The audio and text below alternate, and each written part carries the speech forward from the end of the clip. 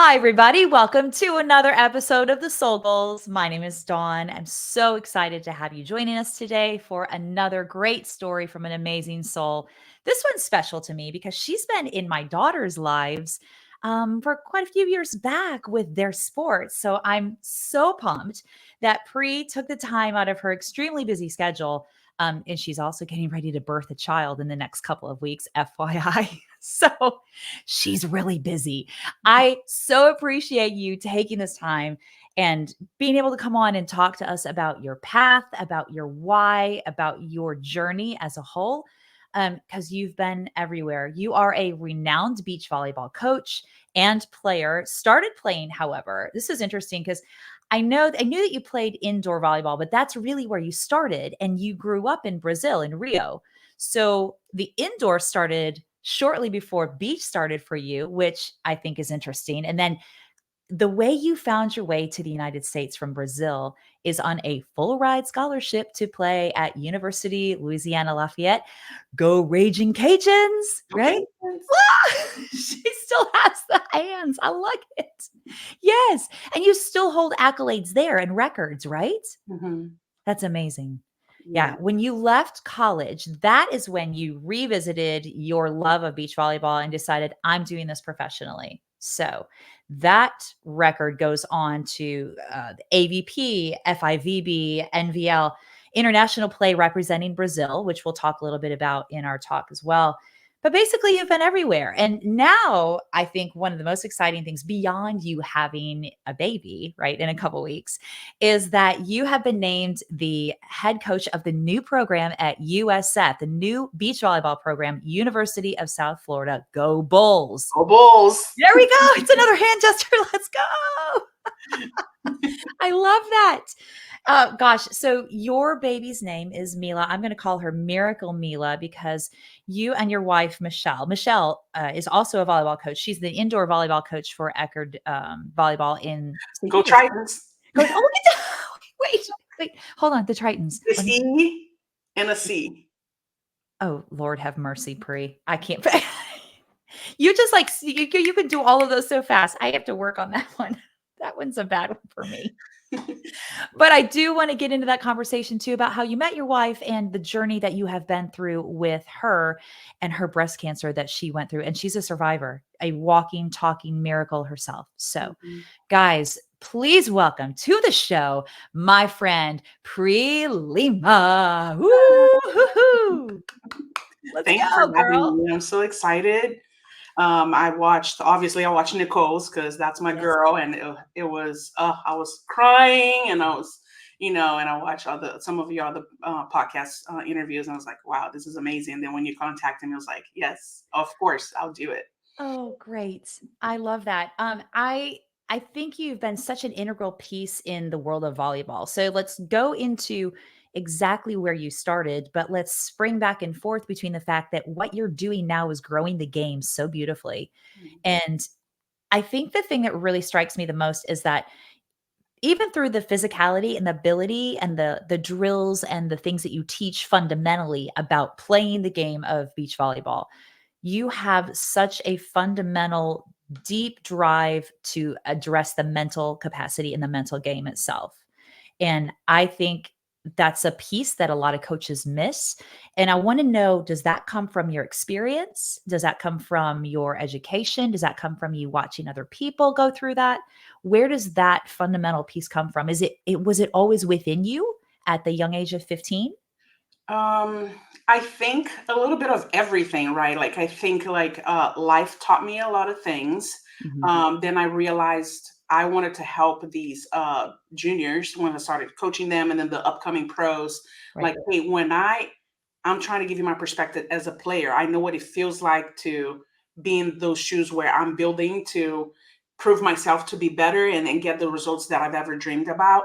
Yeah. But I also like being a coach, it's like I also can see bigger picture. So kind of like a mix of everything, but experience as a person, that's how you start building who you are and what you want to be. Yes. So that was huge for me, trying to provide psychological safety, Yeah. but for them to understand that I am me too. And like I resonate a lot with like not with her, but like like we love my wife and I, we love Pat Summit.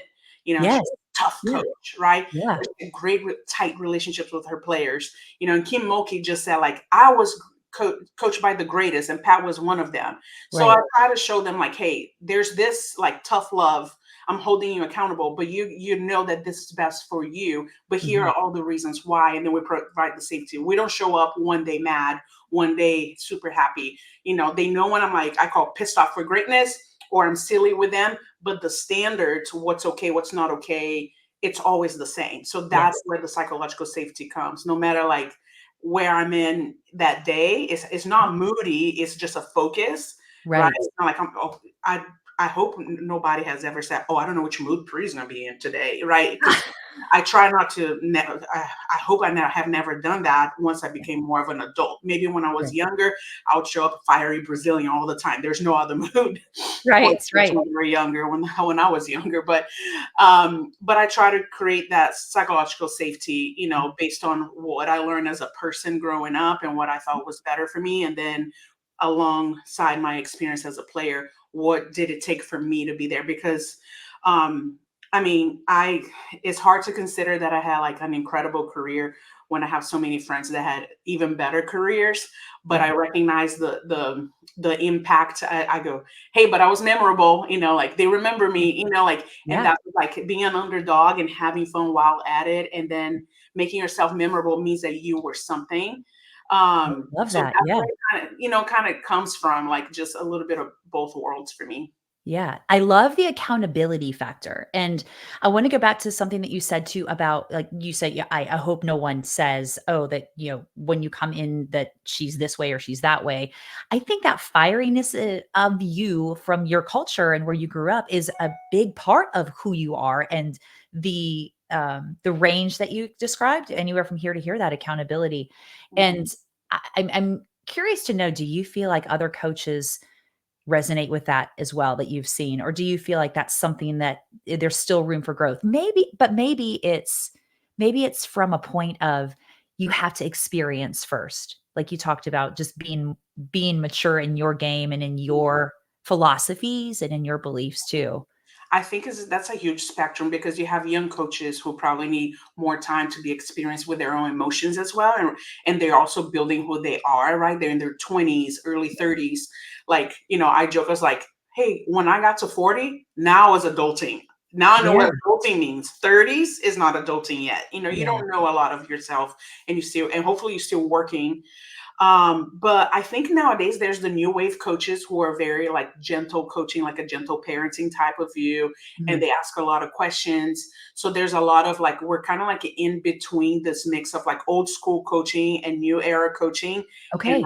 feel like I'm like in between, Yeah. like, But you definitely. can go either way. Yes. And I think I like the challenge of figuring out what kids need, Yeah. right? But I also like the challenge of like make them understand that life is not just about me meeting you your way, but you need to meet others halfway and understand Yes. where people are coming from.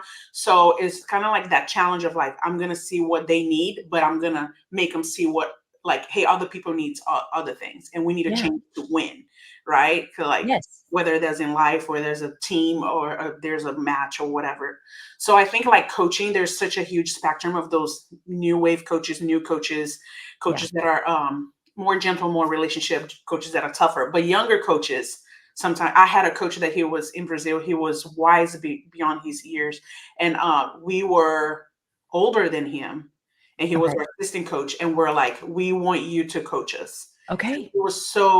He was great, and he was younger, but we're like, we want you to be our head coach. Yeah. But I've had older head coaches that are like, whoa, like Not going there. yeah, Yeah. we're not getting anywhere because I think you just like the ups and downs emotionally. It's like it's not helping us, it's not helping Yeah. you. This is not a good environment, so we probably don't need to stick together. Yeah. Yeah. So I think it's just like self journey, right? And what you're Mhm. looking for, and once you figure it out, I would say leaving home at 19, I had a goal of like start building my character and what I wanted, like in terms of relationships. Mhm. And then after 25, there was a second round of like, I'm gonna redo from the bottom because I had a huge breakup that broke me. I was Mhm. like, well, I'm gonna build myself and do the best I can I can do to be the best it can be, to the Mhm. point that I call my best friends, like, who am I? And she goes, you're great. I said, tell me, who am I? And then Yeah. she goes, you're a good person. And she told me, I was like, no, tell me the bad things because I want to fix those. Oh, wow, Like, Pri. that's how Yeah. lost I was. And then, as somebody that I trusted and loves me unconditionally till today, and I could trust her to give me those examples of, character of myself because she's known me for so long. Yeah. And then that's when I truly started my journey of always working on myself and trying to better myself. Yeah, you were 19. That's a That was when I really was 25. okay. When I was It's 19, still I came out with like, just like my mom and my grandma fought a lot, so I grew up in the middle of that fight. mhm. So there was a lot of coming out from seeing their relationship and being in the middle of that relationship and Mm. having to also fight for my spot or whatever that was, and Yeah. just like everybody, but I had, problems with my father, my mom, and then relationships between my grandparents. It was all that stuff is just like, okay, when I left home, I was like, okay, I really want to have long-term relationships because I've watched my mom not having long-term Right. friendships. Now I Right. really want to like treasure these people that are with me. I want to make sure they last. No, I don't want to be moody, or I don't like Mhm. to argue and yell and fight, So like, even though like whoever knows me on volleyball would never know that, but I hate confrontation. Outside the court, I'm on the court, I'm gonna fight you, but like, But like outside of it, like, that's your yeah, job. I get that. I get that. I get that. so like it's and a lot of those things obviously I have to like, now that I've been married for 10 years, together for Mhm. 12, work on that emotional side that came from the childhood of like never being able to speak when I was upset. So Yeah. whenever we were maybe having an argument or something and my wife is looking for words and I'm like, I have none. I don't know what, I had no touch with words, Wow. I just knew how to like, that's it. Wow. Yeah. So, everything comes, I guess, from my decisions came from having these experiences and deciding what I want to be. I knew what I didn't want to be. And it's funny because we say, oh, if you say, think yellow elephant, now that all you see is that, right? So Right. for a while, I was like, I don't want to be like this. I don't want to be like this. And then I was like, that's all I saw in my life. And then I was like, Yeah. no, I need to change the focus to what do I want to be? And uh then I started working towards what I want to be. Oh, that's magnificent. And I think about you as a 15-year-old finding volleyball. Do you think in the midst of all of that, relational trauma that you were stuck in, do you think that that was a saving grace for you? Or was that just something that just, how did that materialize in your life, and how did that come about for Yeah, you? well, fun fact, I used to dance before playing Whoa! volleyball. Yeah. Okay, so I know you love dancing, but I didn't know that you actually, like, that was what you did. Yeah, I did like jazz, Brazilian folk, we call African dance in Wow. Brazil. I've done ballet, but just for a little bit because now I was too tall, got too big. And then, but my even more of a fun fact, my specialty was flamenco dance from Spain. Whoa! Yeah, so I was doing rehearsals and all that, and even like started teaching beginners at the age of 15. Oh my And then I gosh. started playing volleyball, and then my dad was like, "Oh, I know a coach, and let's put you on a tryout." And then when I made it, I was like, "I love this." And then I Yeah. quit dancing, started playing volleyball. Wow, was your family like, "Oh my gosh, she's not dancing anymore, like, that was such a gift for her, now she's going a completely different direction?" No, I've always been like, my mom had to work. She was a single mom, so she had to Mhm. work. So I've always been kind of like, "Hey, I'm doing this. Hey, I'm doing this," and then she'll come check it out, and then I was on my own. Yeah. Um, yeah. Very independent. Yes. So it's something that my wife tells me, like, you did life alone your entire life. And sometimes she's like, you're not alone anymore. You can, like, we're here together. Yeah. Sometimes I just go through my problems or through my stuff and I'm just figuring it out myself versus, sharing. Yeah. It's getting And you think better.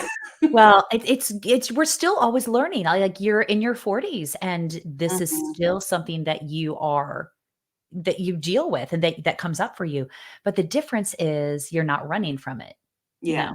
No. Mm-mm. Yeah, and the experiences I think that you have, I always tell people, like, the experiences that you have, that you put that this was a bad experience or this was a good experience, teach you really what you want to do. It's like, it goes back to what you were talking about. I didn't want to be like that. I did change the perspective and change my mindset to look at something from a different angle so that I knew what direction I really wanted to go. Yeah. And did that start once you moved to the United States, or were you still in Brazil when Yeah. that happened? Yeah.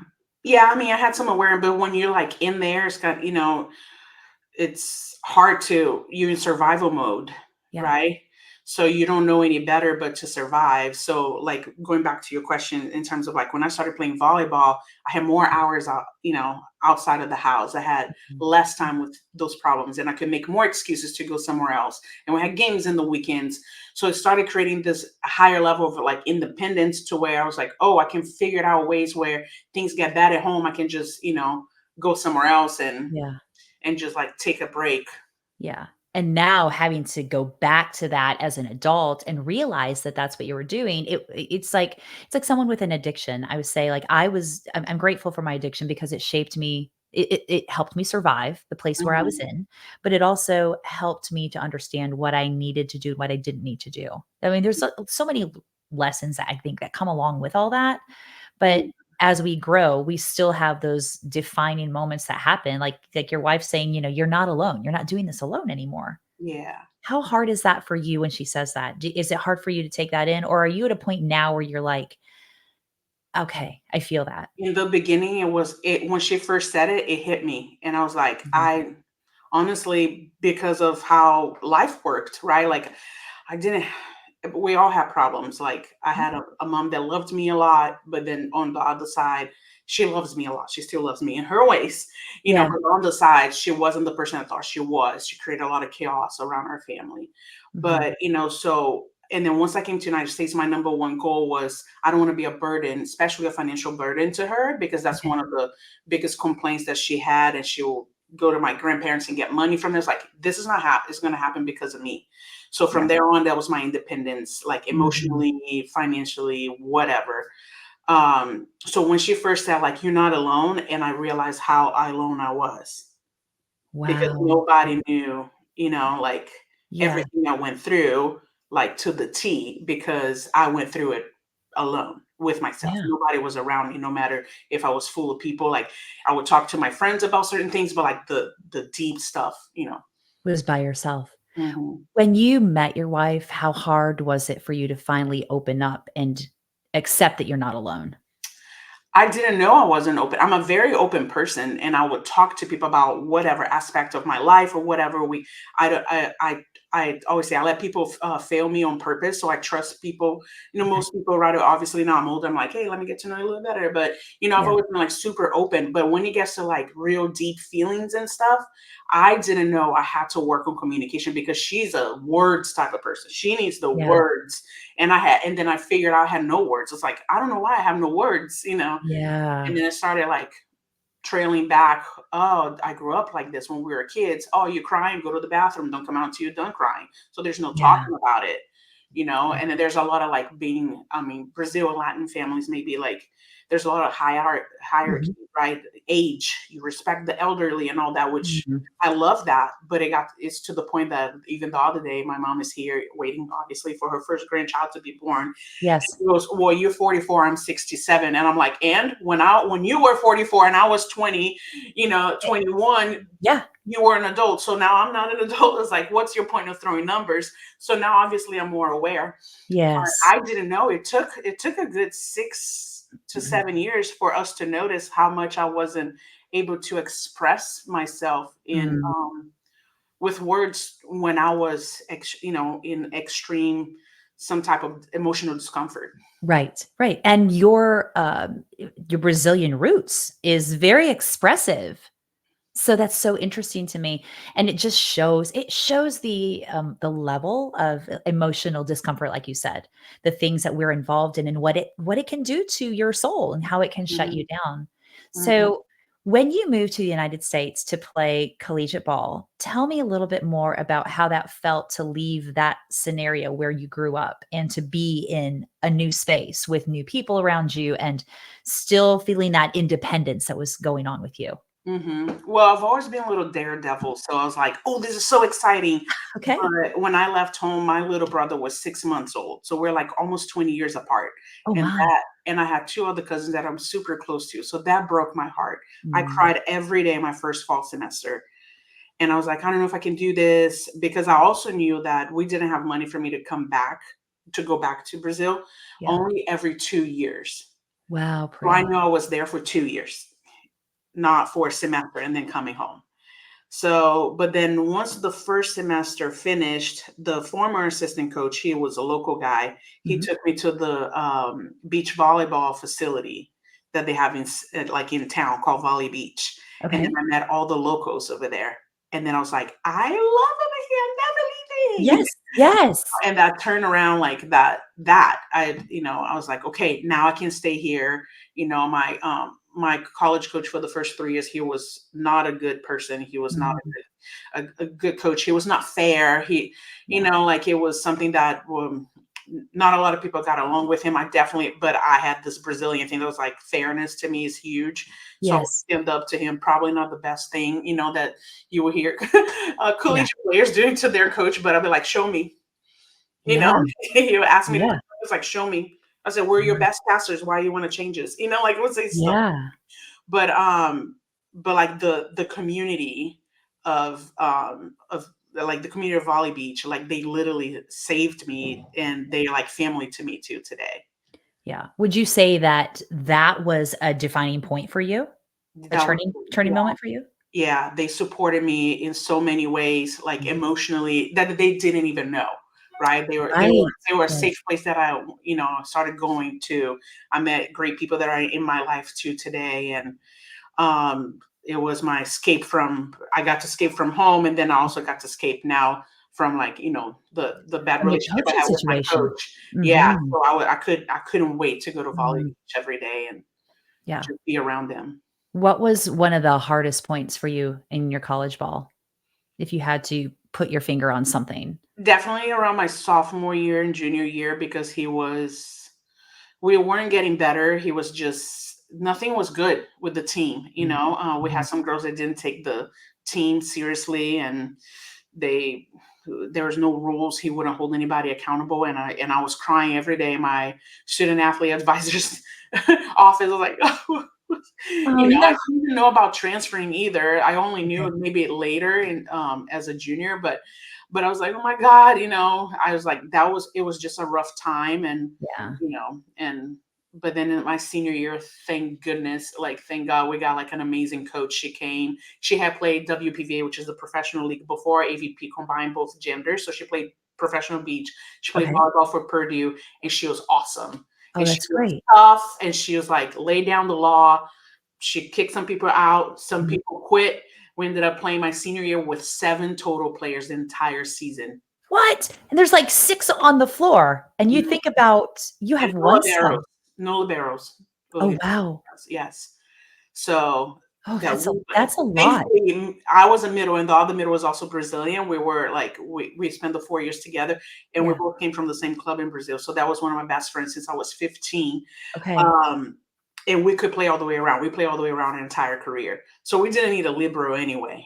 Yeah. But You we were able definitely did to. some subs sometimes. Yeah. But yeah. Do you think that that indoor really shaped you moving forward into your beach career then? Yeah, I always say both can help each other a lot. Mhm. I think the speed and physicality of indoor, right? Your eye work is so fast. You have 3 hitters, possibly four, the setter dump or whatever. Yeah. You're moving. Same thing on defense or being a middle. You got to move everywhere. So that speed, that eye work is so good. Right. You have to hit against one, two, sometimes three blockers, and you have three defenders. Minimum three defenders behind, and you have to Mhm. put the ball down. And then beach just makes you like you have to suck to the end, right? There's no sub. Right. It's like, oh, Right. you're sucking? Okay, well, there's nothing we can do. You're gonna have to finish the set, suck, and figure it out and come back on the second one. So like Wow. the mental toughness of beach, really, it's something Wow. that I don't think you can teach anywhere else. You have to play beach to be able to become that mentally tough. You have that And the experience, ball yes. control. So I was a ball hog. I loved it. I got to touch more balls, have more I love control, that. more control of the game. Mhm. But yeah, I think that's where like both of them have always shaped me in a way. But I love beach. That's what I What what was your favorite moment in college before leaving? I asked you what your most uncomfortable moment was, but what was your favorite moment of being an indoor player, collegiate indoor player? Playing wise was obviously my senior year because I got in as a freshman, like a preseason all conference. Sophomore year I was second team Yeah. conference. Junior year, nowhere near to be seen. Oh, what? Whoa. Because that's look, we go from down, we go from good to bad to nowhere. And then my Yeah. senior year, with the help of Becky and her coaching, I was like all tournament for every preseason tournament, and I got first team all conference. You know, like it's not because of the accolades. This is how good I got, right? Yeah. Because of her, like she brought me back to the level when I told us like I want to play professionally, you know, and I knew she played beach. I was like, I'll like tell me what to do. Like Yeah. thankfully, I've always had this mindset of like I knew where I was. Never thought I was more than what I was, Mhm. but I always asked like, tell me what to do so I Right. can be better to get to my goals. Yeah, that Yeah. growth mindset. Yeah. You have to have that growth mindset if you're going to pursue something that is so mentally challenging. I Mhm. love what you said, like, you kind of have to embrace the suck. Like, if you're Yeah. in the middle of something, you just gotta get Mhm. through it. Okay, Mhm. it's not going away. I tell my girls this, "It's not going away, you gotta go through it. Yeah. You just gotta go through it." And I think my biggest pride playing is like I've always been the heart of the team. I Mhm. never let the heart stop beating, so I never stopped fighting or whatever. Whether it's for my teammates when the coach was bad or in the game, I was Yeah. never the captain to talk to the referee or whatever because I was too spicy at that time. I don't know, but you know, but but you know, it's something like I there's always a bigger driving force behind me Mhm. than just oh, and I play volleyball. I'm glad to be here. You know, there I wanted to be better than what I was the last point, and you know Yeah. that drove me. And I got a coach that understood me and pushed me, and we had a great relationship till today. You know, I love her to death, and I'm so thankful for her. That's great. It sounds like she saved your love of the game probably as well? Oh, he didn't kill my love of the game. Okay. I would You were never like, "I'm do on that. that." You just needed somebody to step Yeah. in and go, "Hey, I support you. I Yeah. got your back." I wanted somebody to be fair and Yeah. coaches to a higher level. And Yeah. you know, we come a little bit more like I always say like internationals, we come a little bit more professionally minded Okay. to the US. So we're like, come on, give it to Yeah. us. We're ready. And you Yes. know, he wasn't able to do that. Yeah. Well, I'm glad that you stuck it out. Yeah. Then you got that gift that senior year. When you left college, you decided to go pro for beach volleyball, and I thought it was interesting when I was looking into your past that you missed qualifying for the main draw on your first tryout. I wanna know what that did for you, how that fired you up, because I feel like that fired you up. Well, yes, like it's a funny story. I went to play Fuddpuckers, which is a fun 4-on-4 tournament in Yeah. Destin, Florida. Yeah. From and I was in Louisiana with my friends. And Okay. then this lady comes to me, and at that time, she might have been about my age now, or maybe a little younger. And she goes, "Hey, you're kind of good. Like you should play on the AVP." And I'm like, "What is that?" Oh, wow, you didn't know what that was at that point. No, I was just a Oh, foreigner living inside Louisiana Lafayette and Valley Beach. That wasn't my life. Yeah. yeah. And she's like, "Oh, it's the pro tour." She goes, "Look," and then she told me, "Hey, my name is Mary. I played on the WPVA, and then here's the AVP." It's just like, "Look, there's a stop in San Diego." She's like, "I'm from San Diego. My family's from there. We have a place to stay. All you have to do, like, just get your tickets and let's go play. People need to see you." Oh my And I go, "Oh gosh. my gosh, I was just recently graduating." And I go, "I don't know if I'm gonna have money." Like, like as a like us foreigners, we never know what kind of opportunity we're gonna have, and we're still in Yeah, school, so we can't make money per se, all right. that. So I was like, "I'll try my best, and I'll let you know." I was coaching. I coached my entire collegiate career, club and high school in Lafayette. Okay. And this family that I became really close to, they gave me this like really cool purse, like a big purse, and I was like, as a graduation gift. So, Mhm. and they're like, "You love it?" I was like, "Oh my god, I love it!" And I open it and I bring like I get this envelope and it's tickets to go to San Diego, Oh, Pri, I just got chills. and that's how I Oh, got to my first tournament. oh, I love that. We got there like at that time, Maria was dating Dave Culpepper, who used to put the entire site up, all the courts, all the tents, everything, main Yeah. court, whatever. So that was one of the first people, the first person I've ever met on the AVP. Mhm. Anyway, so we were number 72 out of 74 in the qualifier when qualifiers were open and everybody Yeah. was playing, had to win 5 rounds. And Mary hadn't played, like obviously trained or whatever. She's a PT around that area of Fort Walton or Gulf Breeze, I think. And then she was like, okay, let's play, right? So we Okay. started playing, and we ended up making to 3 rounds. Yeah. She lost on the third round, which is pretty good. Like she's not training. I'm just going and play, Yeah. you know. And then at that tournament, I met the number 17 from the qualifier. Okay. And then she was like, hey, I would love to play with you, but Oh, I'm getting married on the next one. Can we play the next one after that, which is Hermosa in yeah. California? I was like, yeah, sure. Like, I mean, I'm 74 to 17. I'm winning. Totally on that. Yeah. Yeah. So Mary and I didn't qualify, but it's Mhm. not like and then when I played, I was like, I want to do this. What Yes. I want to do. That fire, That's when I that was like, Brazilian okay. fire. I didn't know when we leave Brazil and we come over here back in the day. Now it's different.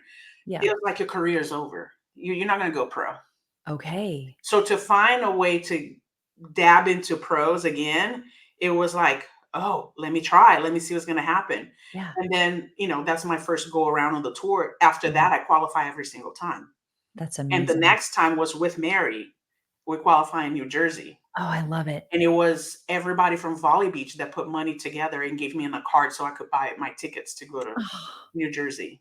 Pri, that support is magnificent. It's so beautiful. Yeah. I love I'm that. telling you, those people, they never let me down. Yeah. I could cry about it because they're so special. Yeah. Yeah. Well, obviously, you're special to them too. So we'll just gonna throw that one out there. But yeah, beyond just the athleticism that you have and that you had at that point to be able to throw yourself in to play with these people you've never played with before, not really been training, and then decide, I'm doing this. Tell me how that mental game had to be for you to go that strong, I'm doing this, and how Mhm. that carried you through. Yeah, so for me, it's something that I still talk to my players. Once I saw what was out there in the qualifier leading up to main draw, I was like, okay, so now I know how crisp my shots and hits need to be, where Okay. people sit on defense, how they block, how high they block. So I had that in my head, and then all I knew was how I train in Brazil, right? Okay. So I will put my friends, my lady friends at that time, they were older than me, a little younger than I am right now, but I will put them like, we're gonna run drills like that, or we're gonna play like that. Then I would train guys to be better so they can challenge me. Yeah. Then I will play. Then on the league, it was like men's co-ed fours, and I'll put a team with 2 guys and myself. But when you play co-ed, like the girl always has to touch the ball, so Mhm. they will always serve a guy. My setter was another guy, so they had to set me. And then Mhm. we played a rotational defense where it was a blocker up and a guy literally inside the 10-foot line just for the cut, and I will play everything else like doubles. And I'm Okay. shooting on the men's net. And then I started playing lots of like women's open in Louisiana, and then I started playing men's open in Mhm. Louisiana, going to semifinals and losing like 15-13 to go to the finals. I Wow. just kept like challenging myself to a level that it was hard for me to win. I never set anything up for me to win. Okay. It was, so I think that was the mindset, the toughness, the mindfulness of like, this is not a level where I'm gonna win a lot. It's a Yeah. level where I need to learn how to fight to win a lot. So I would Yes. put myself in this situation, create these drills, and do whatever I need to do, where everything was a lot harder for me to be successful. And I just gave my all. And then Mhm. somehow, I don't know how it kind of, worked very Yeah. well, because I kept on qualifying every time, no matter who I played with. Because I played the first with Mary, the second with Mary, qualified. Then I want to say I played 3, maybe 4 with Carrie. It would Okay. qualify every time. And then there was one tournament back in Hermosa the next year. Um, a friend of mine said, hey, if you play with this girl, Angela Lewis, you guys are going to be in the main draw straight. Oh. Number 24 out of 32. So we kind of talked to each other. I didn't even have a Mhm. phone. I talked to her from Volley Beach on the phone with Volley Beach. So you want to do this? Okay. So we met the day before. We were in the main draw and we got a win, which was huge already, Wow. right? For two rookies, her and I. So, and then Angela and I ended up playing for like another 3 or 4 years together. Oh, that's a Yeah. great relationship. Yeah. And then we started 24th in the nation and then we Mhm. finished ninth in the nation in three Well, years. all of this sounds very strategic based on your upbringing and based on where your skill and your game was rooted, basically, Brazilian roots. Yeah. Hmm. That's still something that you deliver, like you said today, you still talk to your players, you both your juniors and as well as your professional players that you train. Hmm. How do they receive that? Well, Who's it depends. They all receive it well. I feel like Mhm. I have really clear, um, meaningful conversations with them. They understand it's coming from a loving place wherever but like it's also depends on the day, right? If they're Yeah. frustrated, are they gonna understand? Are they Now that they're not accepting what I'm saying, but it's really gonna go in. So depending when and where, how we're using these conversations. But I Mhm. know I just get to talk to them about that over and over and over again. Yeah, Um, it's normal. It's human nature, right? Depending where you are emotionally, how much you're going to take in from a conversation. But for it's just sure. giving examples. And I always tell them, like, it's not about, when I tell you the story, it's not about me. I'm telling you stories of what I know. I'm telling a story of what I've done, where you want to be. And then I would say, hey, when I was playing I remember thinking about this way. What do you think about that? When Yeah. I have, like, it's been such a cool ride. I started coaching Kim Hildreth in the last 3 years. She's been having best results of her lives, Yes. consistently playing a really high level. And then, this year I have my junior, Kennedy Coakley, who's going to be a freshman at USC, Mhm. got picked up by an Olympian, Brooke Sweat, coming back from two knee surgeries and I think 2 years off. But like, it's really cool that I can't believe Brooke is driving an hour and a half, every week to when she has a court in her backyard, just so I can coach That both of is them for cool. 2 days. And then they go back and work at Yeah. her house. So it's been really cool. So even with Brooke, I was like, hey, I mean, you're an Olympian, I understand, but like, what do you think about this? But like, we Yeah. have a good relationship and solid relationship off the court, and we already had it. And I feel Mhm. it's getting even better now that we get to work. And I was like, wow. And then I try to tell my younger players, like, look, this is an Olympian. It should be like, look, Pri, I have success, so I don't need to change. Where it she Oh, doesn't, she doesn't at all. The higher level players I have, the less they retaliate on coaching or whatever. They might yeah. have a good conversation. They might give me where they're coming from, but they go like, well, but I didn't, they don't do that at all. Yeah. The It's younger, the growth mindset. They are still wanting to grow in their game. yeah, That's the difference. yeah, but they know like that changing is good, that, Mhm. or they're not attached to like, this is what I did and I've been successful. And that's something that I told my younger players and some of my older players, like, my biggest motto is that I grew up idolizing, from a Jackie Silva, who won the first Golden Olympics, of Sheldon Adriana from Brazil, who were the Misty and Carrie before Misty and Carrie came, who are Yeah. Misty's idols. That's how good they are. Yeah. And then Misty, and then Holly McPeak and all these, and I was like, and I never saw them in any practice being like, no, no, no, no, this is how I do it. This is fine. I Yeah. always saw them like, oh, yeah, no, I definitely need to do this better. Like, I was fortunate enough and blessed enough to go to a few preseason trainings sessions with Miss T and Carrie. And Yeah. I hear them saying, no, we need to do this ball a little different because so and so already knows that. And that's when they got 3 points on us. Or Yes. Misty will look at me and be like, can you watch what I'm doing wrong over here? And I'm like, me Me? watch you. Yeah. Like, the humbleness of understanding that you're not done. This is not Right. it. Right. So watching my partner that I got to play with, a veteran called Tachi Minello, how hard she worked when she played with me when she was 40. Yeah. And she could have been like, I got it. Like, you do you. She outworked me almost every practice, and I worked my ass off. Yes. And she goes, you left me no choice, for you worked so hard for us that I had to work hard too. Oh, God, I Like, no love matter that. where I was. Yeah. So this is all I know. There's Mhm. no I got it. Yeah. I know what I'm able to do. And I'm very aware that people can stop me in this way. So I also know Mhm. that I need to work on this. So I have an Mhm. answer when I cannot do what I'm really good at. Yeah. So that type of like I call humble confidence, Oh, right? it's And that's perfect. what. That's a great term. Yeah, humble confidence. That's great. I like what you said about non-attachment as well. I Yeah. think that's very valuable. And I will tell you from knowing you that no, you're telling stories about your experience for your players to understand the experience they're in, not about who you are. That's Mhm. not you. That's Correct. not your delivery and that's not your MO. Never has been. So as a coach, you just continue to grow as well, which Yeah, is and that's what I expect. And now Mhm. that I haven't played, high level since COVID, I go, Yeah. well, I haven't done this, but I'm watching. Yeah. Like, Yeah. you guys need to take advantage because I was like, I always used to say, take advantage while I can show you what to do until I know I'm able to show you. Or I Yeah. used to say, everything you've done, I have done it. So I know it's Mhm. okay. But now it's getting to points where certain things Mhm. I haven't done, but like, I'm like, okay, but trust me, this is working over here. I saw these teams, I saw these results, I Mhm. see how people are playing defense. So it's really cool that I feel like even more trusted that I don't have to Mhm. like Mhm. show to prove myself or anything. But Yeah. some people are visual and they need it. It's like, sorry, I can do it. Like I got a Yeah. bad hip now. I got arthritis on my hip. I got a Yeah. baby. I can't do anything. Well, it sounds to me like you're an adamant observer of the game and Yeah. of the technique. Oh, I think the only person that could be more of a volley nerd than me and my wife together is Nicole. I was gonna say her name. I knew you were gonna say We before you both said it. are like, no, look, it's only because she watches men just as hard as she watches women's, and I Yeah. don't watch men as hard as she watches. I watch men's. I don't watch it like she watches. Yeah.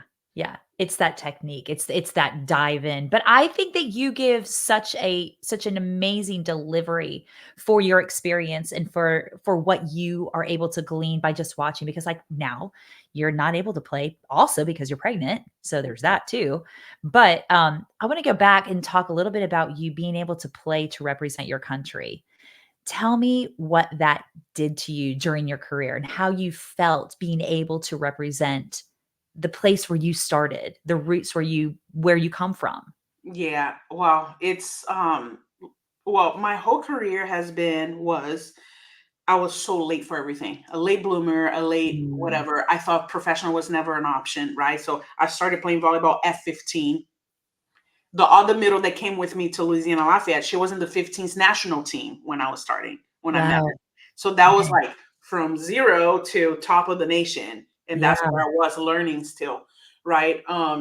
So I started beach volleyball after college, where Mhm. in Brazil, my best friend went to 2008. So that was 4 years I started AVP.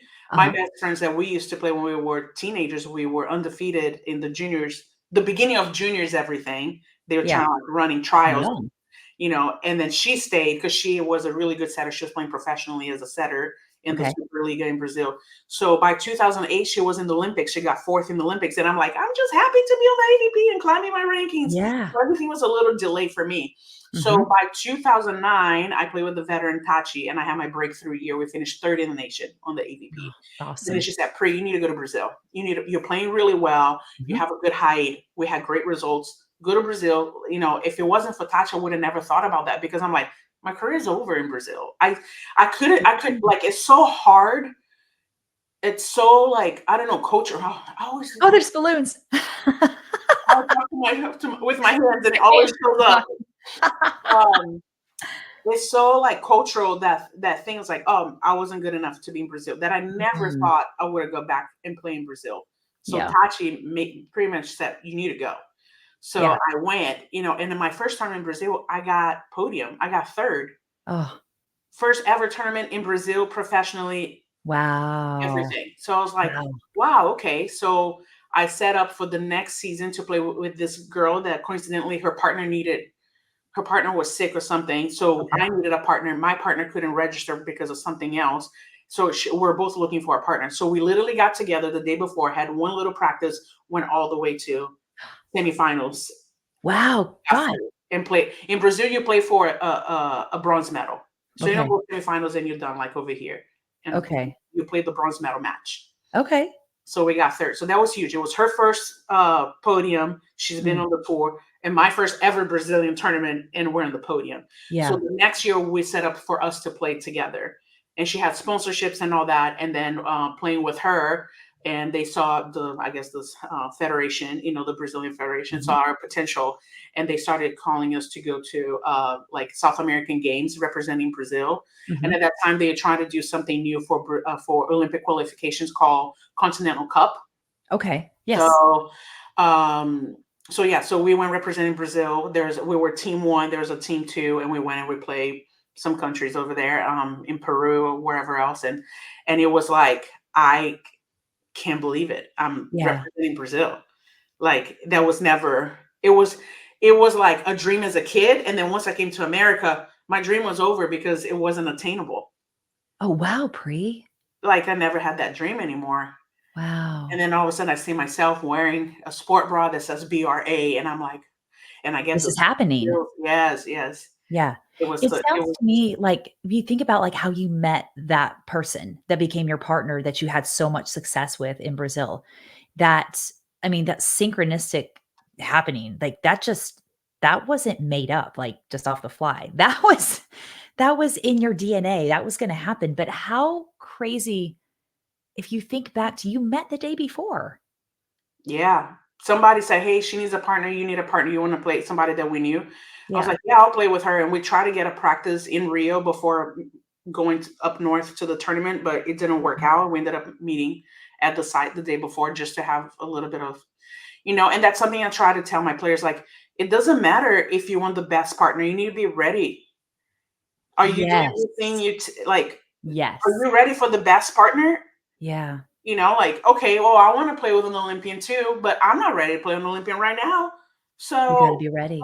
you need to be ready. And I think Mhm. just by putting consistent work with that mentality of everything I was learning, Yeah. got me ready for the opportunities that started coming. Like, got me ready for my veteran that picked me up in at the AVP and then told me to Mhm. go to Brazil. And we played the rest of the season in Brazil. Got me ready for the next one. That got Mhm. me ready for the next one. That got.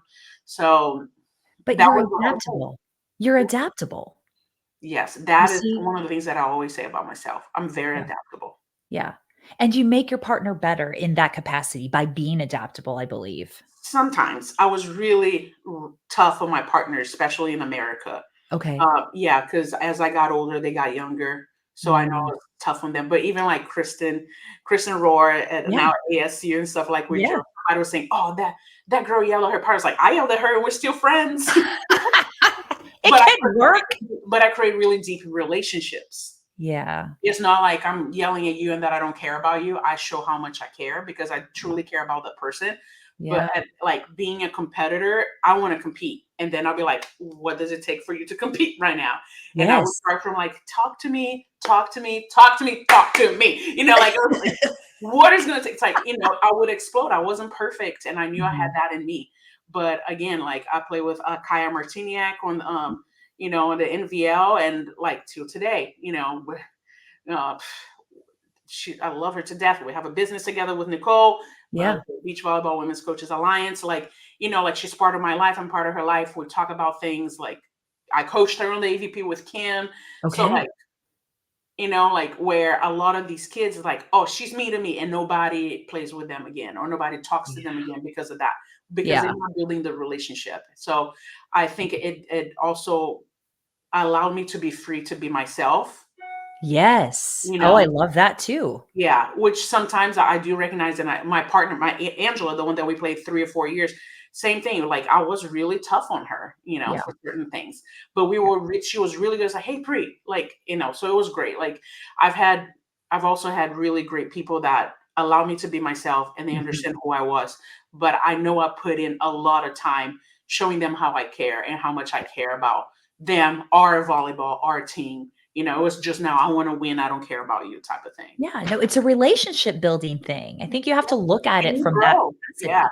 And you Yeah. have to know how to deal with each individual person where Mhm. I feel nowadays is about catering to only like, there's this whole thing, oh, self-care but like it's a balance. You need to do a little bit of both. Absolutely. Absolutely. I 100% agree with you on that. Mhm. Absolutely. Let's talk a little bit about what happened in 2015 with your wife, Michelle. She's coaching at Eckerd at that point, correct? Mhm. But let me back up. How did you guys meet? Let me I mean, hear there that are one. two versions. Oh no, there's wait. There's two versions. Mine is funnier. Okay. Okay. Well, the Let's go for AVP that one. Because AVP she's was in not Fort here. Lauderdale, and then she came to watch. And then obviously she saw Angela and I playing, and she's like, oh Mhm. my God, what my version is, I was like, oh, she was a groupie. And but no, we What were a nobody, groupie. so we had no groupies. Um, but we met as friends though, because we had a Mhm. common friend that introduces whatever, and we were just friends. She was dating, I was dating, so we were actually friends for 7 years Oh, wow. Okay. before we started dating. Before you got together. And Yeah. then you were still playing on the tour Hmm. when Michelle was diagnosed with breast cancer, Yes. correct? Yes. So that was in 2015, had to cut your career short. Tell me about that initial diagnosis for you as her partner.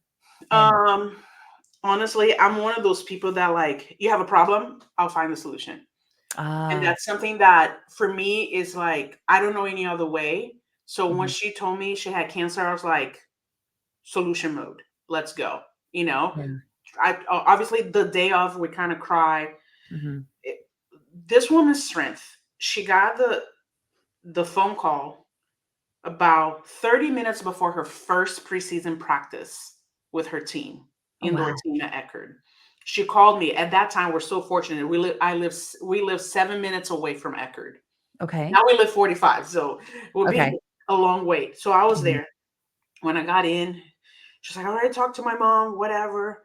I was like, what do you want to do? You want to cancel practice? She's like, nope. Wiped her tears and walked in there. Nobody knew what happened. Oh, wow. Yes. Then it was a shock. I didn't really cry of that fearful, oh my God, somebody had cancer. She has cancer, the person I love the most, Mhm. until they had um, a team get together somewhere, like a team bonding, whatever. I said, you Mhm. need to do something fun. It was before she started chemo or anything, so she had energy. Go. And then when she went, and then I was showering and I started just breaking down, like crying. And Oh, by the shower, mhm. that's when I felt it. I felt all, what everybody feels, I guess, but I was Yeah. like holding the entire time, because like, we're going to do this, I'm going to research nutrition, alternative medicine, whatever we need while we're waiting for the Right. the Moffitt cancer to come out with the plan or whatever we have to do. Mhm. But it's something that came up later on in our lives, that she's like, wow, you never cried with me. And I'm like, Oh, I wow. wanted to keep you alive. I had no time to be weak. Yeah. And then we had to understand where each other came from, because I didn't know she was upset, that she didn't feel that I was, Mhm. she didn't hold it against me or anything, but it was something that's like, No. oh, I never saw you cry. And I'm like, well, like, for me, you're gonna see me be like, you're not dying on my watch. You know, that Yes. was my motto. I was like, we're doing this, you know. Wow. So honestly, like they say, traumatic things happen and you don't remember. Both of us, we have very little memories and Yeah. vague memories of like those times, because it was Mm. pretty pretty rough. I drove Oh. her to every single match she had. She made it to every single match, going through During her treatment? every single practice but Gosh. Thursdays, which was just serving pass. Like, if serving pass is 1 hour, I'll be there. You Yeah. can stay home, Yeah. like, rest, because tomorrow you have a match, and you have a match Yeah. Friday and Saturday, right? So that's the only thing she missed. Yeah. Thursday, 1 hour practice. Everything else, she was there every day, and I was there with her. Wow. Yeah. Do you think that the independence we spoke about earlier really primed you for this experience to go, "This is okay, we're going through it. We're doing it." Probably. I've had I had a lot of old people in my family, so I've seen a Mhm. lot of people pass, Yeah. but I never had this experience of being like a primary caretaker of somebody with such a strong and scary and deathly illness. Yeah.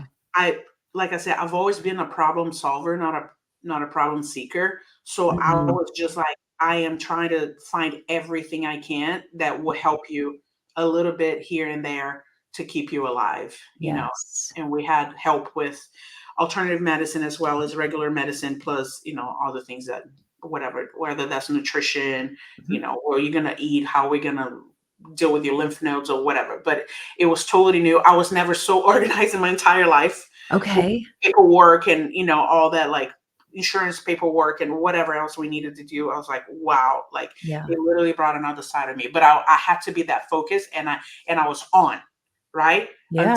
Until I was off. And I was off. When we got the, like, she has no more cancer in 2017, I just went down, and then that's where I stayed for a few years, for a long, long time. Mm. And then in between, we got the news that she was cleared from cancer, and my grandmother died in Brazil, and I couldn't go to Brazil because I was going Oh, through my residence, like my green card over here. So that killed me, and that put me in, like, because I had nothing holding, like, I had no rocks, right? So I right. had no rocks. I was like drowning, and I was like in deep depression. It Mhm. it was really bad. How did you get through that time? I didn't. It took me forever. It took me Mhm. until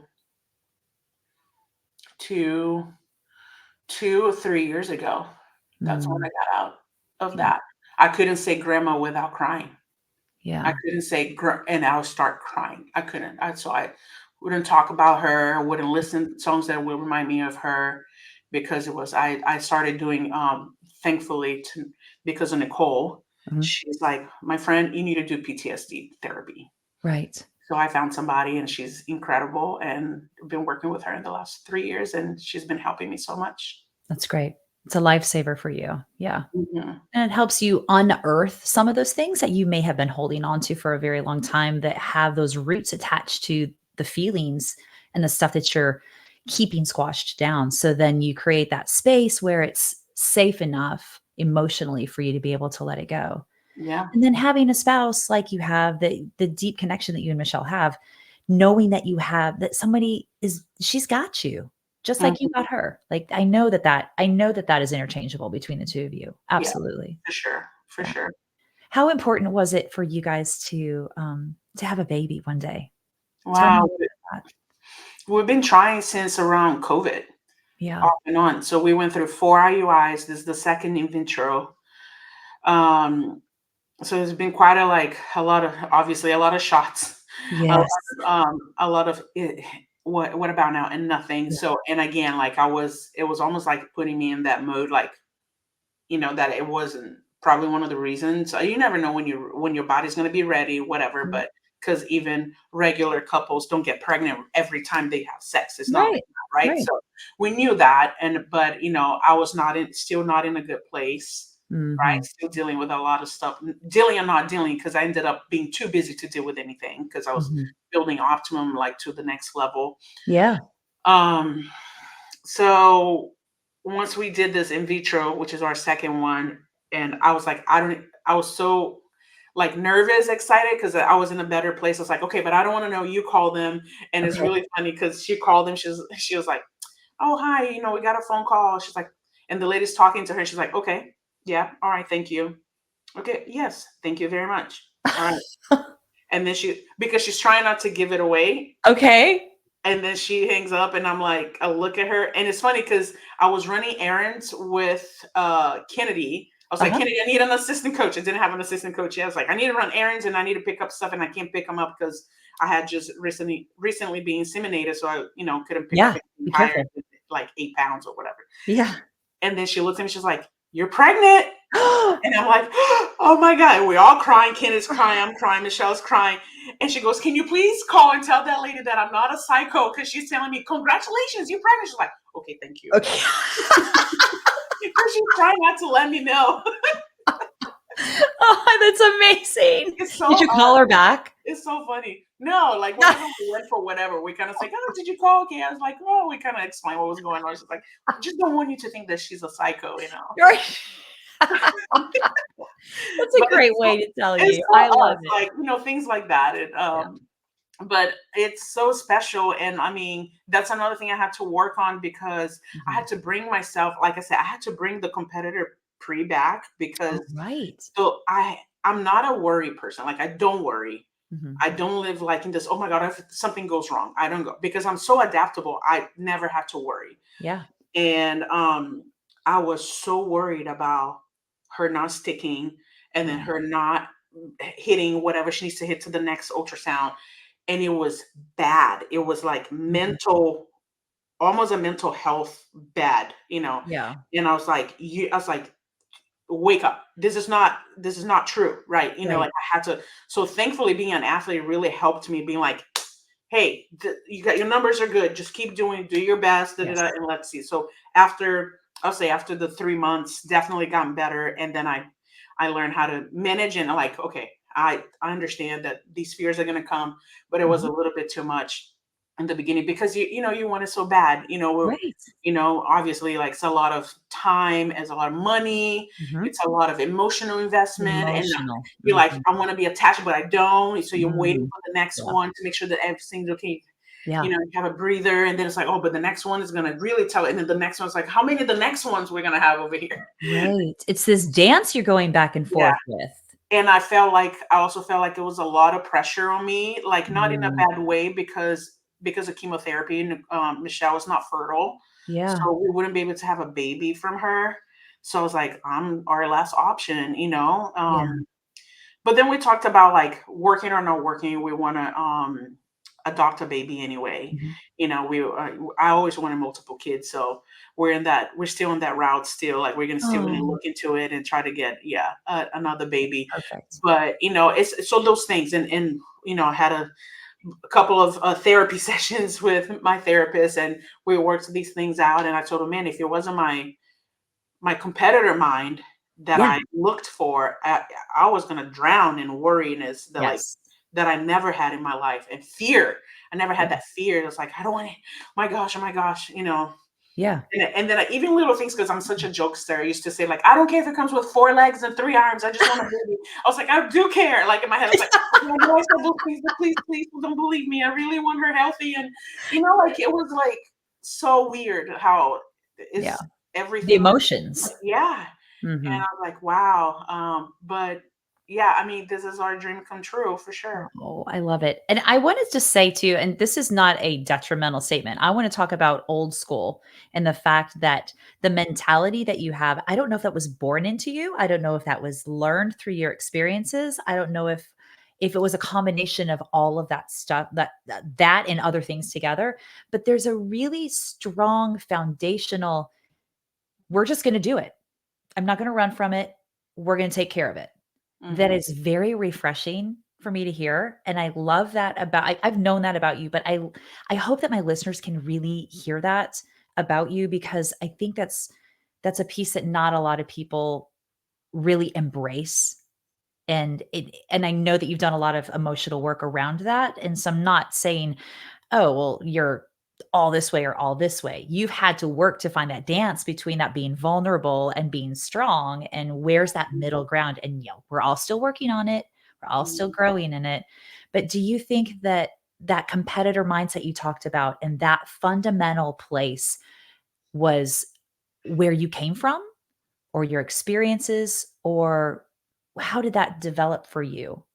Yeah. Well, I don't know. Probably like in terms of everything, but like why our club, we started together. Like it's called Optimum Mhm. because it's not the one way, it's the best possible way.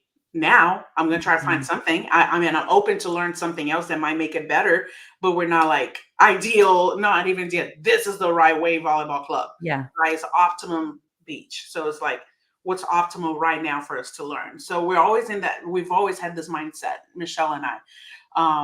And we're like, it's a weird name. Nobody puts anything like that. I was like, but it means a lot to us, Yeah, yeah. As and long as it it's means who we are. Yeah. yeah. Yeah. So we've always been like, and we balance each other really well, Michelle Uh-huh. and I, where she's extremely like a planner and she needs everything's very organized. And well, actually, I'll put her over here because she always says, I'm in the clouds all the time. She's like, come back. I was like, no, it's more fun up here. That's our joke. And, so like, I think a little bit of everything, like, Mhm. but I just remember when I had fears as a competitor, how I could turn on Mm. and compete, no matter Yeah. if I had a doubt, if I have a fear, or whatever because you don't like everybody like from my experience, even my friends that were Olympians, they go in the match knowing what could happen for them to lose, Mhm. which means they're not like, oh, everything I'm gonna do is gonna be perfect, I'm gonna win. like it's not really realistic, because then you're Yes. not prepared for what could happen that could make you Yes. lose, right? So that mindset is the only one I know.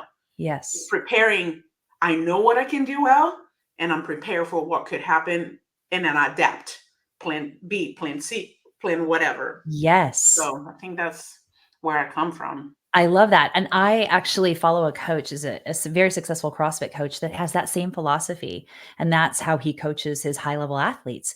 It's we expect to succeed, but we prepare by knowing all the obstacles that could happen. And Yeah. in knowing the obstacles that can happen, we then have the ability to adapt to them because we are aware of, if this, then this, okay, then I have a plan and I have a route and I have a plan of action. Hmm. And that doesn't mean that I'm putting it out there that it's going to happen, because No, I it's still preparation. This is part of preparation. yeah, yeah, Otherwise, it's absolutely. not real, I right? Even Caitlin Clark, right? Like, this kid is mhm, amazing. yeah, Sorry, young woman. Sorry, my life. This young woman is amazing, and mhm, like she's gonna miss. You think she's having dreams that I'm never gonna miss one, and then you see yeah, her face. Oh my God, I missed one. No, yeah, she understands that basketball, volleyball, all sports, whatever. There is a percentage of failure that comes with it, yeah, and it's fine. Baseball, right? Softball, whatever. Best hitters are what, at 300. I don't know their percentage, right, which means, like outside hitters now, they used to be 300, now they're in the 400s.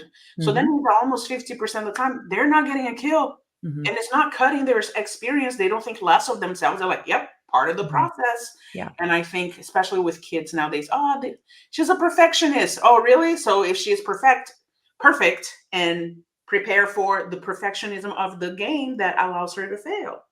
right. How do you give that to your juniors players? I imagine your professionals that are older probably have a little bit more openness to that and understanding because of being a little bit more mature. But Mhm. how do you convey that to your juniors that you train at Optimum and The- give them arm that with that? I try Arm to them. give them those stats, right? Best Okay. best hitter in the conference. Let's see, outside hitter. We go Yeah. indoors because they have a lot more percentage, right?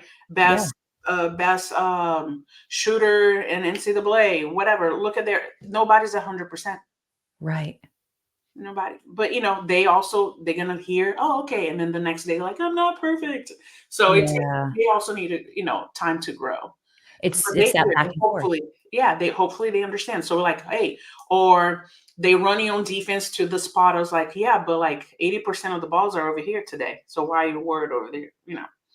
And try Wow. to, Yeah. I say today, and that's something that I'm still working with some of my older players too. Is like, there's what we know of, like, let's say scouting a person. There's what Mhm. we know, and there's today. Okay. And I have to gather information of what's happening today. And if what's happening today matches what I already know about that person, great. But if she comes, not everybody, and I can speak like volleyball terms with you because both of your daughters play, not everybody has their cut every match. Yeah. Yeah. So they rely to a high line, right? So they go Yeah. to another direction. But if I know that, uh, Kate is like, she is a cutter, and that day is not her cut day, I'm going to be stuck waiting for her cut, and she's just getting high lines. Yeah. I'm not gathering information of today. Today. And that's so you can expound upon that outside of sports. That's what I love about sports being like this growth and this whole it applies to life. Yeah. I mean, it's amazing. So we set Amazing. up for the higher percentage, and then Mhm. we learn information of today. That's how Yes. I'm trying to teach them, paying attention to those things. The younger kids are going to take longer to understand and let go of things because it's obvious. I can expect 14th or 18-year-olds to be like so poised and like got it and do that, Right. but it's being patient and reminding them and keep telling those stories, saying the same thing but different. And, Yeah. you know, You're gonna be a great mom. You know that, I right? hope so. You're gonna be a So great mom. You're I get already like a mom to my so joke is that many. I get to mentor so many kids. So I tell all Yeah. the moms that I mentor, it's like, look, I know, you did a great job with your daughter, great job raising her. I love your daughter. She's such a great person, great volleyball player. And I love that I get to like finish the little details before we send her to college. Like, Yeah. I really want to mess up my own kid so somebody else can finish the product. I want my own kid so I can see what's gonna Yes. happen. And then I send it to somebody else to finish the product. Let someone else finish her. Oh, I love it. Um, Gosh, what are you most looking forward to in meeting your baby? Because by the time this airs, she'll be here. oh my god. Oh, Oh my gosh. What are we not looking forward? Like, so this kid has been facing inward oh the my. entire pregnancy. So, everybody, oh, did you see the elbow and the hand and the foot? No, we No, I didn't see haven't. anything. Like Nothing. she's been hiding the entire time. Oh, We she's got gonna come out like, one little, "What?" yeah, one little picture in December of her face, kind of like this. We can't Oh, see. Her legs have been up and over like this, plus wow. her hands. We don't get to see her. Then 2 weeks ago, we got a little bit of her face, Okay. like this. And then yesterday we had another one, and she's like this, but with her back to us, so we don't get to see anything. We just got to see some little fingers. So I'm looking forward to see my child for the Right. first. We don't know her entire face, but we do know we got to see like a little bit, like I think it was one side more than the other. Like Yeah. she's my clone. Oh my gosh. Oh, Pri. Yes, she's my clone. It's the cutest thing. And Oh. this last yesterday, the lady's like, oh my god, look at her fat rolls. So we got to see like 3 little bumps. Oh, love it. And Oh then she my said she god. has hair behind her ear over here, a little Oh, patch of hair. gosh. We're really looking forward to know her entire face because we haven't been Yeah, able you to haven't see seen it the at whole all. picture.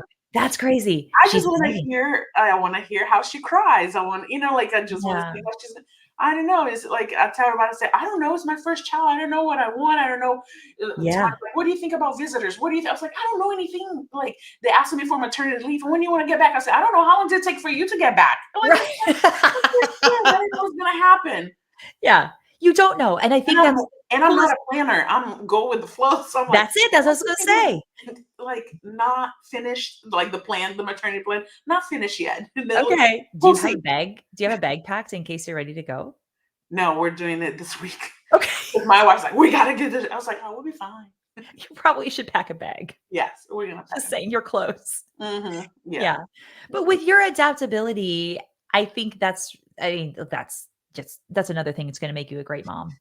Just go with the flow Yeah. because you'll handle whatever comes up. Yeah, and I've had experience of helping raise two of my cousins, but they were a Mm. little older. They were like 3, 4, but I Yeah. did help for 6 months with my little Okay. brother before I came to America.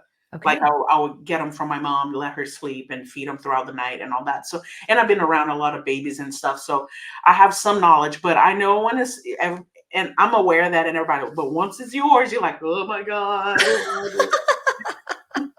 So I can't wait to feel that way. I don't, I'm Oh, just it's a looking forward great to feeling. everything. It's a great feeling, and you guys are gonna be brilliant and amazing at being moms to this beautiful little girl. Mila is her name? Mila Ruth Ann. Oh, Mila Ruth Ann. Oh, that's family, We isn't it? combine our grandmother's names together. Oh, it's beautiful. I love the tradition, family tradition there for you both. Yeah, Oh, we're very family oriented. We're kind of yeah, like old school. Like we see ourselves more like old school. Both of us raised on yeah, hard work, like all that stuff. Like got to earn everything, whatever. yes, We just identify a lot more with with the older generation than the younger yeah. generation. Again, we have a mixed, but I think we're more strict. I totally can see that. And that old school mentality of, um, being tied family, that Mhm, familial kind of love and that familial kind of bond, if you will. And, mhm. I mean, it sounds also like your strength in the familial bonds goes beyond the blood relatives that you've had too. Yeah. So, I mean, I that made choice is I made is my community family wherever I went. yeah, yeah. It's awesome. That's awesome. That's probably another piece that really saved you and brought you to this Mhm. really whole place that you are right now, that you can now go on and have a gorgeous baby that's gonna be here in probably less than 2 weeks and go April pack. 17th, no, I don't want her any earlier than this. Yeah, keep her in there just if Neil, if you're listening, you're not coming out until you're fully cooked and ready to go. Yes. Yes. Making sure she knows that. Oh my gosh, Pri, this has been amazing. I love, love, love, love getting to talk to you. You're so deep in your knowledge and your experience. And I love you being so vulnerable about sharing pieces of your life that some people may not know about. I think Mhm. that's part of what the plan for the soul goals is allowing other people to see those shadow sides of us when they see our highlight reel and they see what we've done and they see where we are, but they also get to know the person behind what got you to that highlight reel, if you will, because there's so Yeah. much depth there. It's beautiful. So No. thank you for sharing all of that with me today. Thank you. Yeah. Before I let you go, though, I want to do some fun stuff. I want to throw some rapid fire questions your Okay. way. Are you okay with that? Yep. Okay. You Ready. ready? And I will say this, one of my last guests was like, "These aren't really rapid fire questions." By the time we got to the third question, it had been like 5 minutes. I'm like, I guess okay. That's what I'm saying. It's like, oh my God, I'm a talker. Like, It's okay. cut it, So cut it. I'm just letting you know, don't worry about Okay. that. I'm gonna come up next interview, I'm gonna come up with a different name for rapid fire questions. It's gotta be something different. But in any case, here Okay. we go. All right, question number 1 for you. What is your favorite type of music? Oh, now that you know I was a dancer, Yeah. right? I like a lot of type of music because I Okay. just love listening to the beat, right? But something that I listen the most, it would be like some type of Brazilian music and divas over here in America, like whether there's Adele, Whitney, Celine, Oh, Mariah Carey, and all that. And then yeah. because I love to dance and also like dirty South, booty music. I love that. Just gets my. Okay. But I Let's grew up like go. I will love opera. I will listen to opera. Like people would be surprised because okay, long answer. 'Cause on the AVP, they would see me and Angela always warming up to all the like booty dances and the hip hops, Yeah. 2000s and all that. But they thought that that's all that I listened to because they would see me. But like honestly, like at home, I love listening to very calm stuff or Mhm. the Brazilian samba or bossa nova, which is Brazilian blues. So like I'm very mixed on like the spectrum. It's just everywhere. Eclectic. Yeah. Yeah. Oh, it's awesome. Very eclectic. So this Yeah. child has probably heard a little bit of everything, Oh yeah. and she will continue to hear that. Yes. For sure. Opera. I like that. Oh yeah, Placido Domingo, Luciano Pavarotti, like you can name it, like Andrea Bocelli. Yeah. I love those guys. Oh, that's beautiful. Yeah. All right, question number 2. What has been your favorite age so far and why? I'll say now, I Okay. mean, before I was 29 when I broke broke through on the AVP and I had the year of my Okay. career. It was like, Yeah, oh yeah. my God, it was the best year ever. Yeah. But like life wise, the 40s have been great because I Mm, feel like I really know what's going on and I've done even more in-depth work of being able to not control, but deal. And I never like feeling like controlled. Like I don't yeah. like that because not that is a bad thing, but in my mind is on one way only. If you feel like I want control of something versus Mhm. being adaptable, right? Yeah. But just being, maybe I guess I learned how to be more adaptable with the things that were like You're right. more meaningful and emotionally like deeper and it's hard for me to deal with, and I'm Mhm. learning how to navigate those better. You're So for it, becoming I think aware. great. It's your awareness Hmm. is expanded. Oh, Yeah. I have more answers. I had awareness. Okay. My first session with my therapist, I said, she's like, so what do you want to work on? What are you here for? I said, look, I have a lot of awareness of what's going on. I have great EQ. Yeah. I have great knowledge too, but Yeah. I need somebody to tell me exactly what's going on because Yeah. I tell people what's going on and I'm good at telling myself too because I've done life alone. What's the Yeah. next task? But I want to make sure that, first of all, I want to hear what you have to say. And then if you hear how I think and like if it matches, because I want to know if I'm not a lunatic and like, Mhm. oh yeah, you're just saying whatever to yourself. So that's kind of like, like where how I started therapy. I literally told us like I need to hear from a professional Mhm. exactly what I need versus I say if you go to volleyball, I'll tell you what you need. So Yeah. I don't want to be here saying, oh, but here's my answer to kind of like, an uncoachable person. Right. But I think too, like there's a piece of you kind of going back, that's you're checking your ego at the door when you go in and you ask those kind of questions. And that's hard for a lot of people to do. Yeah. especially when it's around self-reflection about who Mhm. you are and what you're bringing in with trauma that has affected you and what habits it's created and different things that it's done that you have to kind of undo to make yourself a more whole and holistic person That was for Yeah, but I feel like you have to have either that's volleyball, like on volleyball life or whatever. When I went to her, I was like, I had enough. Like I need something to help me get through whatever I couldn't get through, and I didn't have the answers. So our first session had to be 2 hours, and then after that, it's just 1 hour. And yeah. at the end of the session, she goes, "Wow, you just did work worth like 4 sessions." Yeah. I Yeah. was ready. I was like, You and I were. was kinda like, "You tell me, like, I'm an athlete." I was still kinda like whatever, dabbing into it. I was like, "I'm an athlete. You tell me. I follow instructions. What does it take for me to be great, for Yeah. me to be better?" So, Competitive mindset. Yeah. In a good way. yeah, Competitive in a good absolutely. way. Yeah, Yeah. absolutely. Right. Okay, that was rapid fire question number 2. Sorry, guys. It's all good. All right, number 3. What never fails to make you laugh? My wife. Oh, what's the funniest thing about her? She makes me laugh every day. I tell her, "That's the reason why I married you, because you make me laugh every day. Oh. Otherwise, it'd be really boring." But, I don't know, from her being a goof and, like, she's great with, impersonating people and accents and whatever. Oh my gosh, I Oh love my it. gosh, she's spot on whatever she does. When she does it, it's, like, great. And she even said, "Look, I'm not people's entertainment, I'm not your entertainment person." Because I go, "Hey, can you do so and so?" She's so shy at first when she doesn't know people. So when she knows people, she comes out of her shell, and it's so much Uh-huh. better. But, she's like, "Stop making me do stuff." Yeah. She's like, But sometimes just her mannerisms, like, make me laugh, or her Yeah. little cute ways is like, but I every day there's something that she makes me laugh, and Yeah. that makes me laugh, and I love that, and I can't wait for Mila to laugh at her, because Oh, to know her and get her sense of humor and, be silly like her is gonna be, yeah. like, the greatest thing for me to see. Oh, that baby laugh. The first time you hear that baby laugh, you're just gonna melt. Oh, It's yeah. the best, best Mhm. ever. All right, question number 4.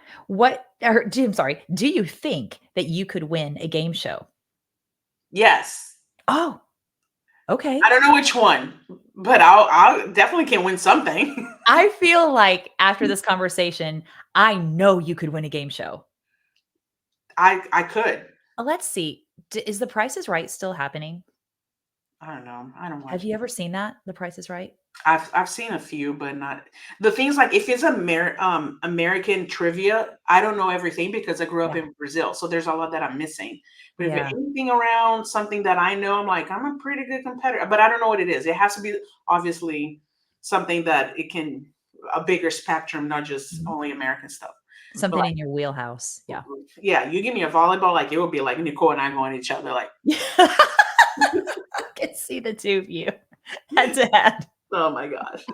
But, That'd be like, awesome. yeah, like I'd watch that. music, dance, whatever. Oh, okay, Dance with the Stars. Dancing with the Okay. Stars could be something I could win if my hip is working, because I have severe arthritis and my hip doesn't work anymore. Oh my But if god, I let's get a put new you hip, on it. I can win that. Let's go. Dancing with the Stars, Pri. That would be I amazing. would give my best. It's something that I've done and I love it. I love dancing.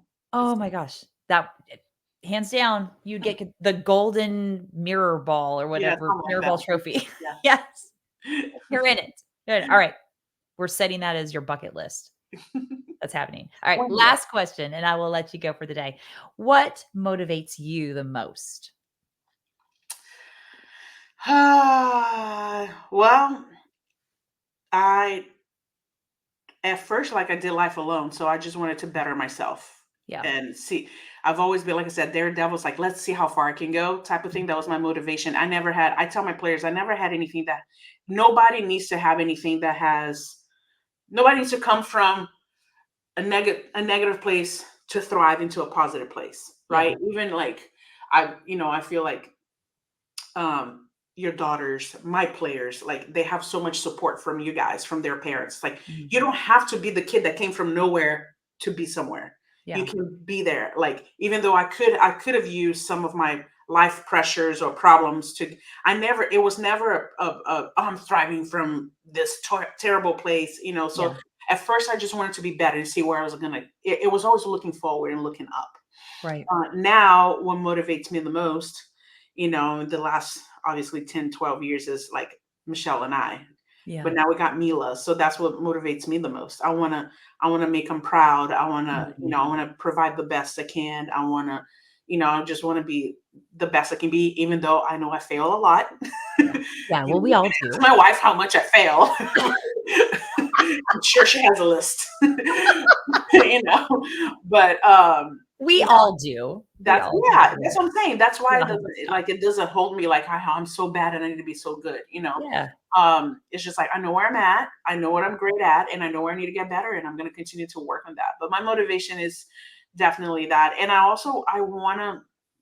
want to give the people that I coach. I told one of my players like I want them to know and feel that I am invested in their dreams because I got to live Mhm. my dream, and I Yeah. want them to live their dream.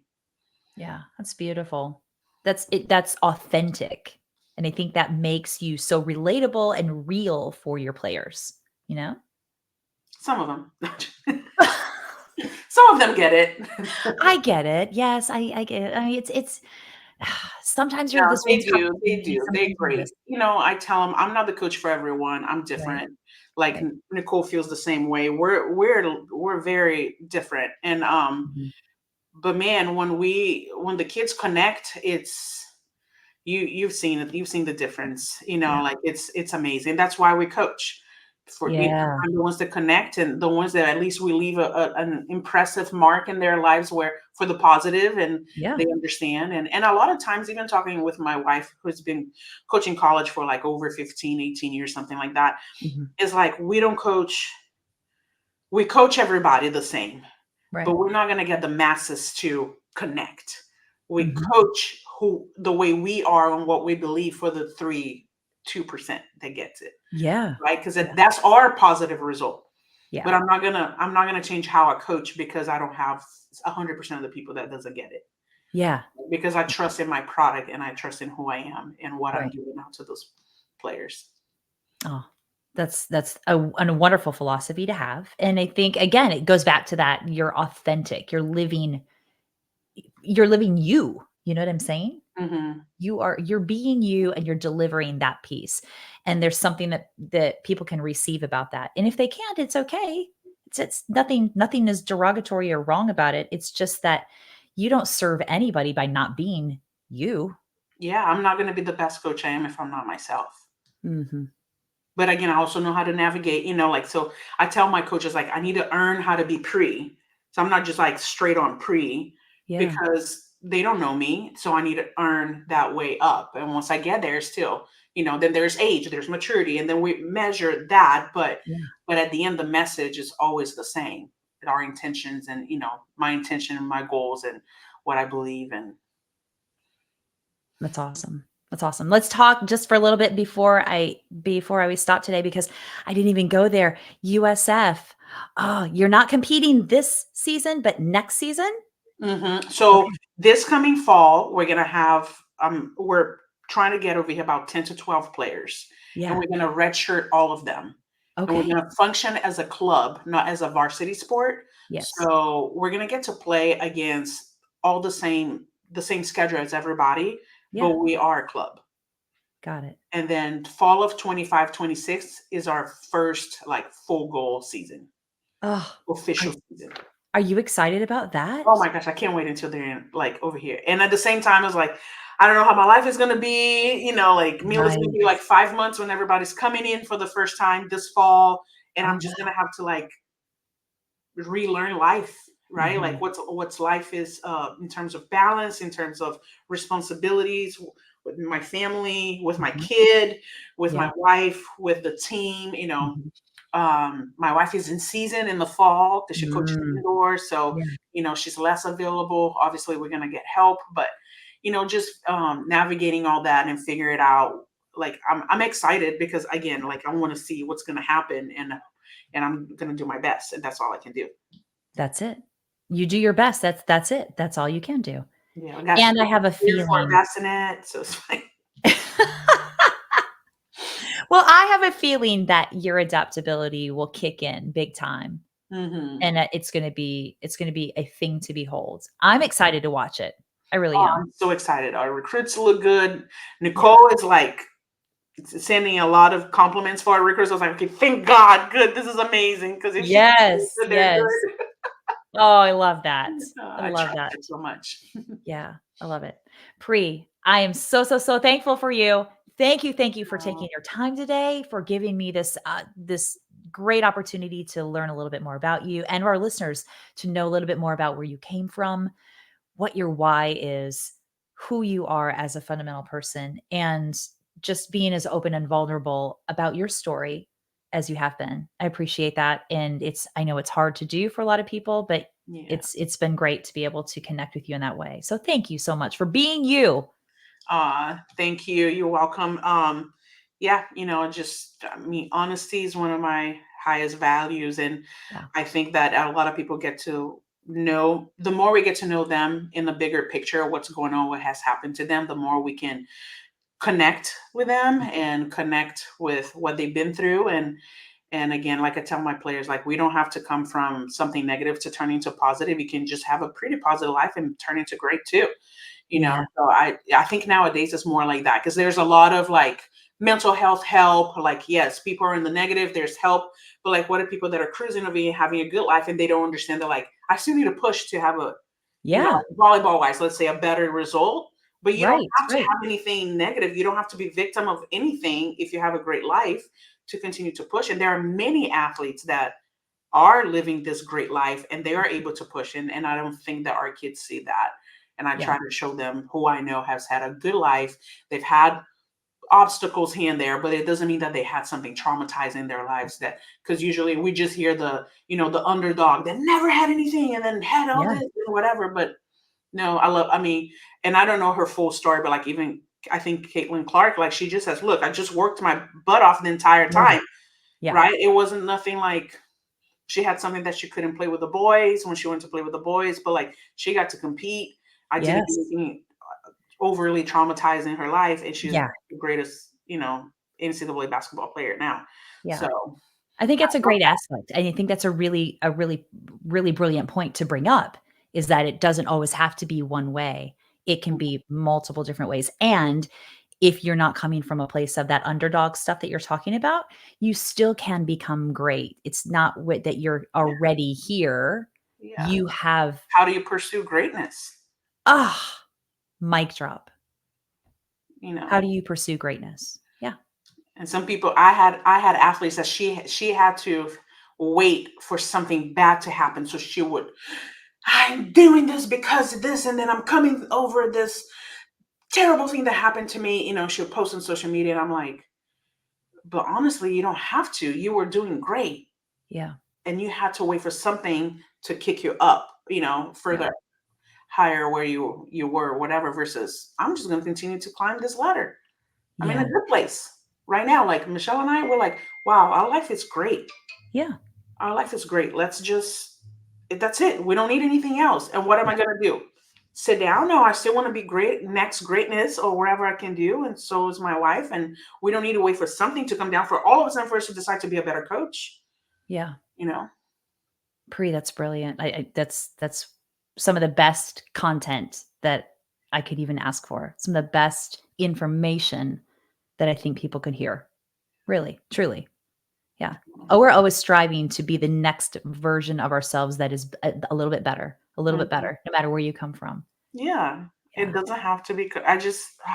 Yeah. I just because I coming from Brazil where we see so much poverty, so much lack of Mhm. opportunity, and my heart is so full seeing these kids that have everything, Yeah. you know, everything, and then they're waiting for something bad to happen, Mm. so they have a reason to come up and push through, versus Yeah. pushing through. You're good, push through to that next good and Yeah. towards greatness, and understand that that's okay. That's an even better path. Yeah.